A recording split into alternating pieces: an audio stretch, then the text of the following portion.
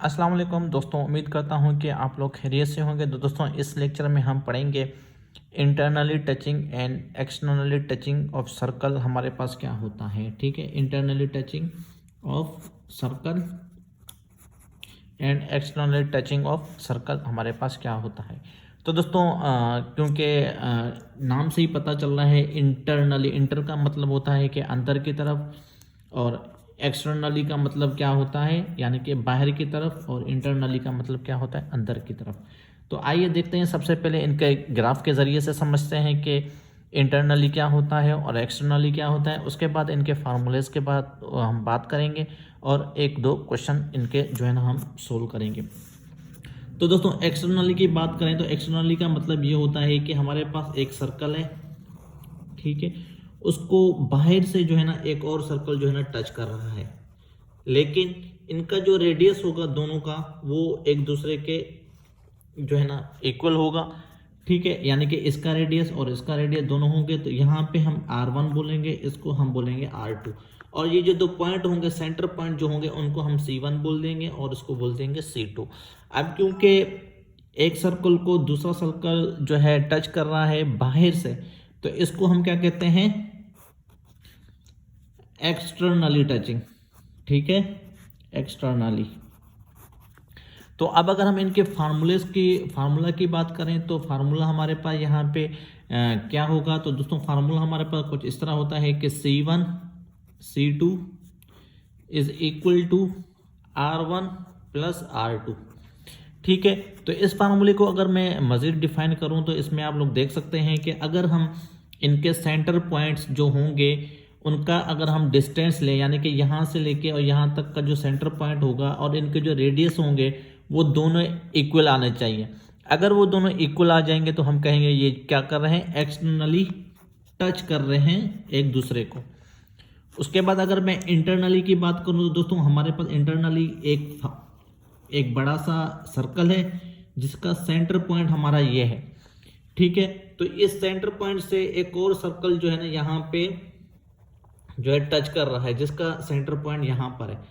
ठीक है, तो अब यहाँ से लेके यहाँ तक का जो डिस्टेंस होगा उसको हम R1 बोल देंगे, और यहाँ से लेके यहाँ तक का जो डिस्टेंस होगा वो होगा R2। इसका पॉइंट C1 हमारे पास ये हो जाएगा और इसका सेंटर पॉइंट हमारे पास C2 ये हो जाएगा। क्योंकि एक सर्कल के अंदर दूसरा सर्कल अंदर से टच कर रहा है तो इसको हम क्या कहेंगे, इंटरनली। ठीक है, ये इंटरनली एक दूसरे को, इंटरनली हमारे पास होगा EI से। ठीक है, इंटरनली टच कर रहा है। तो दोस्तों, अब इसका क्या फार्मूला होगा, तो एक फार्मूला हमारे पास ये हो गया एक्सटर्नली का। अगर हम इंटरनली का चेक करें तो दोस्तों, इंटरनली का फार्मूला ये कहता है कि C1 and C2 is equal to, हमारे पास आ जाएगा R2 माइनस R1। ठीक है, तो ये हमारे पास क्या आ गया, इंटरनली का फार्मूला।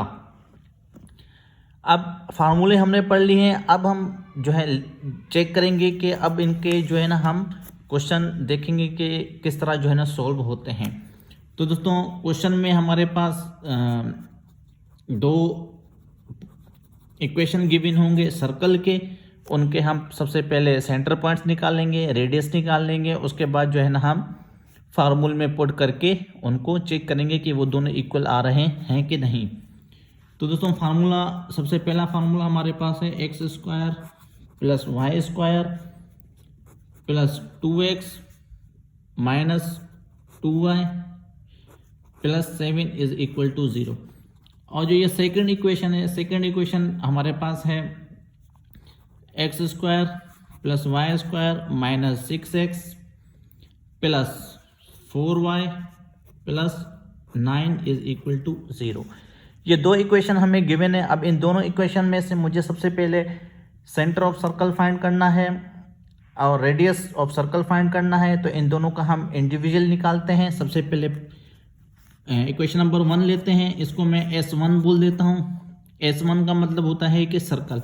और दोस्तों, इस क्वेश्चन में मुझे फाइंड करना है कि ये जो है ना एक दूसरे को एक्सटर्नली टच कर रहे हैं।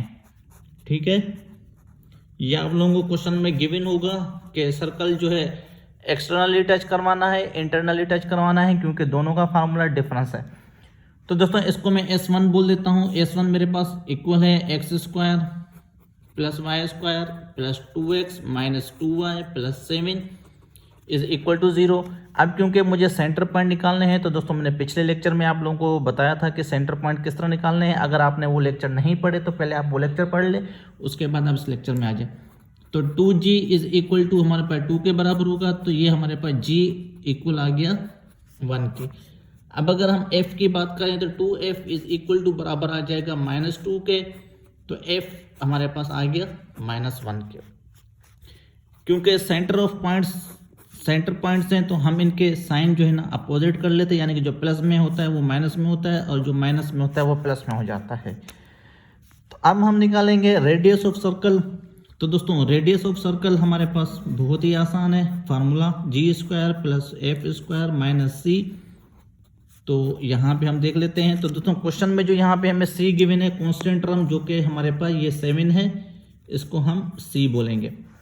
फार्मूले में पुट करते हैं, g² हमारे पास है 1² प्लस माइनस का 1² माइनस, दोस्तों यहाँ पे जो है ना -7 है, तो ये माइनस माइनस हमारे पास हो जाएगा +7। ठीक है, r इज इक्वल टू 1 + 1 + 7, तो ये हो जाएगा हमारे पास 9, जो कि r इज इक्वल टू हो जाएगा 3 के। ये हमने S1 सर्कल जो है उसके हमने सेंटर एंड रेडियस निकालने हैं। अब S2 का हम निकालेंगे। दोस्तों S2 का भी सेम टू सेम हम इस तरह ही निकालेंगे।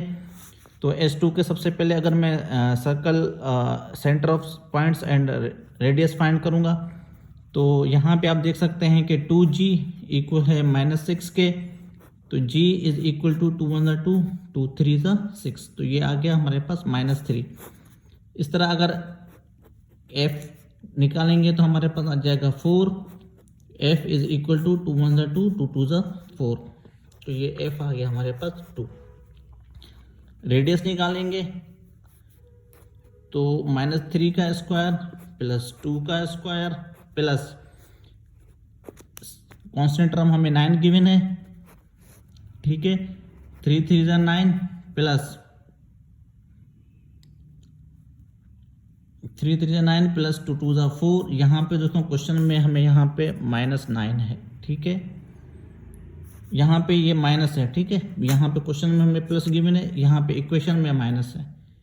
तो दोस्तों 9 + 4 -9, 9 में से 9 कैंसिल हो जाएगा, तो r हमारे पास आ गया 4, r आ गया हमारे पास कितना 2। ठीक है, तो दोनों सर्कल के हमने रेडियस और सर्कल निकाल ली हैं। अब हमें क्योंकि एक्सटर्नली फाइंड करना है, तो एक्सटर्नली का फार्मूला हमारे पास C1 C2 is equal to R1 + R2 है। तो यहाँ पे हम फाइंड कर लेते हैं, फाइनल रिजल्ट हमारे पास क्या आ रहा है, तो हम चेक करते हैं। C1 C2 is equal to R1 + R2। तो दोस्तों क्योंकि ये हमारे पास सेंटर पॉइंट्स हैं C1 C2, तो इन दोनों का सबसे पहले मुझे डिफरेंस फाइंड करना पड़ेगा कि इन दोनों के बीच में डिस्टेंस कितना है। डिस्टेंस का फार्मूला हमें पता है कि हमारे पास क्या होता है।